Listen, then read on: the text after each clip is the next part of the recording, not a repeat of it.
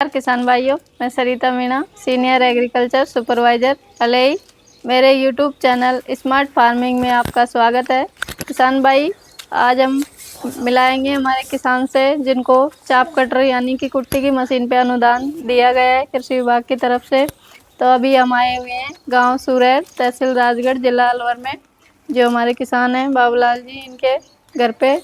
तो इन्होंने कैसे कृषि विभाग से अनुदान लिया है, इसके बारे में हमारे किसान भाई आपको बताएगा।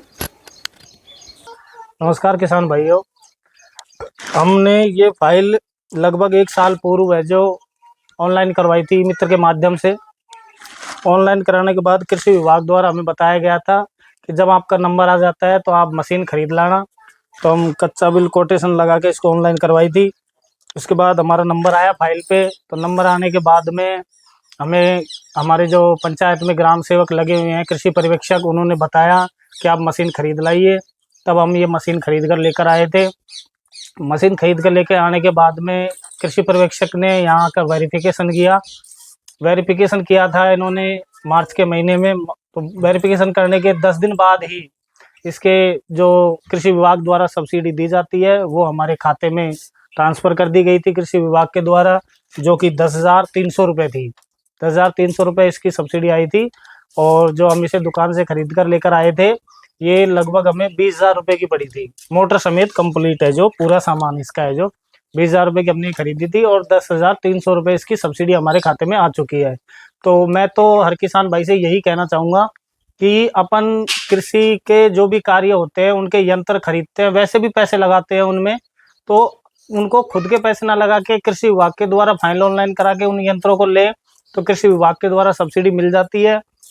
पैसे अपन तब भी लगा रहे हैं, पर किसान भाई पैसे वाले तो होते नहीं है, गरीब ही होते हैं। इसलिए कृषि विभाग के द्वारा अगर अपन कृषि यंत्रों को खरीदते हैं तो उसमें सब्सिडी मिलती है, कुछ मुनाफा मिल जाता है, आधे पैसे लागत लगती है, आधे अपने को सरकार के द्वारा, कृषि विभाग के द्वारा वापस मिल जाते हैं। तो मैं तो यही कहना चाहूँगा किसान भाइयों से कि कोई भी कृषि यंत्र खरीदें वो सरकार के द्वारा, कृषि विभाग के द्वारा फाइल ऑनलाइन कराएं। अपने कृषि पर्यवेक्षक लगा हुआ है, उससे बात करें कि कैसे हम कृषि यंत्र खरीद सकते हैं, फाइल ऑनलाइन करा के, और तब कृषि यंत्र खरीदें जिससे सरकार के द्वारा सब्सिडी के रूप में आधी राशि मिल जाए। तो यही कहना चाहूँगा कि हमें इसके पैसे मिले हैं और फ़ायदा मिला है, तो कृषि विभाग को धन्यवाद। तो किसान भाइयों, मैं आपको बताऊंगी कि किसान भाई कैसे इस पे अनुदान ले सकता है, क्या क्या आवश्यक दस्तावेज किसान भाई के पास होने चाहिए।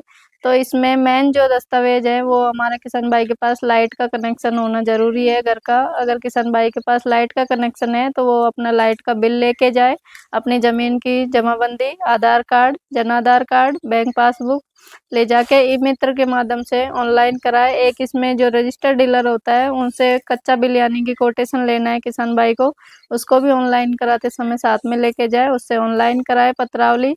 जब किसान भाई का नंबर आ जाता है तो अपने कृषि पर्यवेक्षक के माध्यम से उसको अवगत करा दिया जाता है किसान भाई को कि भई अब आपका कृषि यंत्र का नंबर आ गया, अब आप माल खरीद सकते हो। तो किसान भाई हमारा जो रजिस्टर्ड डीलर है उससे माल ले ले।